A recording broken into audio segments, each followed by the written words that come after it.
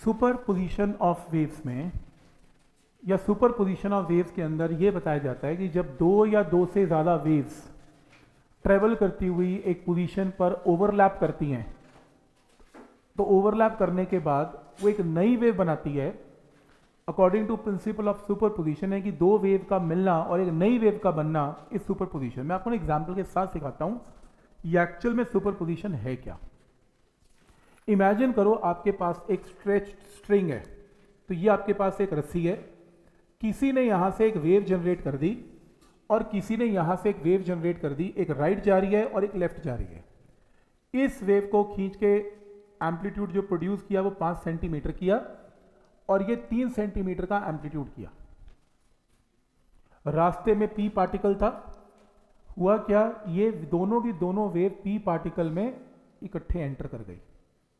अब अगर सिर्फ ये वेव एंटर करती तो पी पार्टिकल 5 सेंटीमीटर ऊपर जाके नीचे इक्विलिब्रियम पोजीशन पे बैठ जाता और ये आगे निकल जाती। और अगर ये एंटर करती तो ये क्या कहेगी पी पार्टिकल को कि 3 सेंटीमीटर ऊपर जाके नीचे बैठ जाए, बात खत्म। यही रूल है।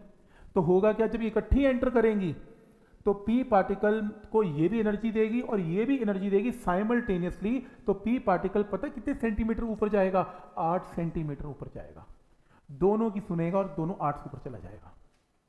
ठीक, क्योंकि ये भी एनर्जी पास कर रहा है और ये भी एनर्जी पास कर रहा है, और ये एनर्जी कहां पास कर रहा है, ऊपर, और वो भी एनर्जी कहां पास कर रहा है, ऊपर।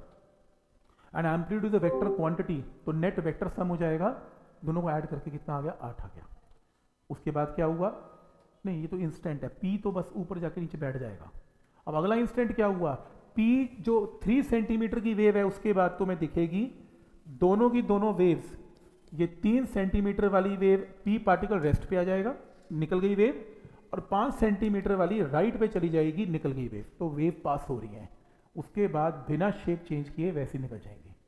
पर जब ये इकट्ठी मिलेंगी तो ये वेक्टर सम लगा के एम्पलीट्यूड को चेंज कर देंगे। ये है प्रिंसिपल ऑफ सुपरपोजिशन, राइट। और दो से ज्यादा वेव भी मिल सकती हैं इसमें। मैं आपको एक और एग्जांपल देता हूं सुपरपोजिशन का। सपोज ये सामने एक वेव है और ये भी वेव है, तो मान लो 5 सेंटीमीटर की वेव राइट की तरफ आ रही है, राइट आ रही है, और लेटर सपोज 3 सेंटीमीटर की वेव लेफ्ट की तरफ आ रही है, और ये एक पॉइंट पी है। दोनों इकट्ठी एंटर कर गई। अब पी पार्टिकल पे 5 सेंटीमीटर क्या चाहेगा, ऊपर जाए, 3 क्या चाहेगा, नीचे जाए। तो फिर क्या होगा, ये ऊपर जाएगा, वेक्टर सम 5 और 3 का वेक्टर क्या बनेगा, 2 सेंटीमीटर पी पार्टिकल जाएगा।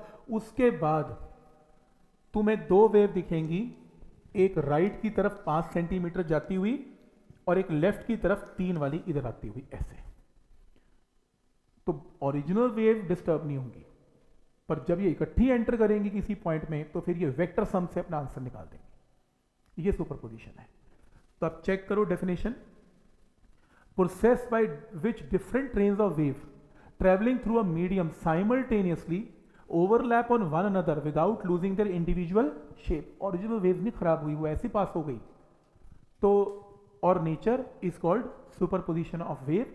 तो अगर एक की डिस्प्लेसमेंट, अगर मान लो n नंबर ऑफ वेव्स हैं और एक की डिस्प्लेसमेंट y1 है, दूसरे की y2, तीसरे की y3, और इकट्ठी एंटर करती है एक पॉइंट में, तो नई वेव की जो इक्वेशन होगी y, वो vector sum of all the displacements होगी।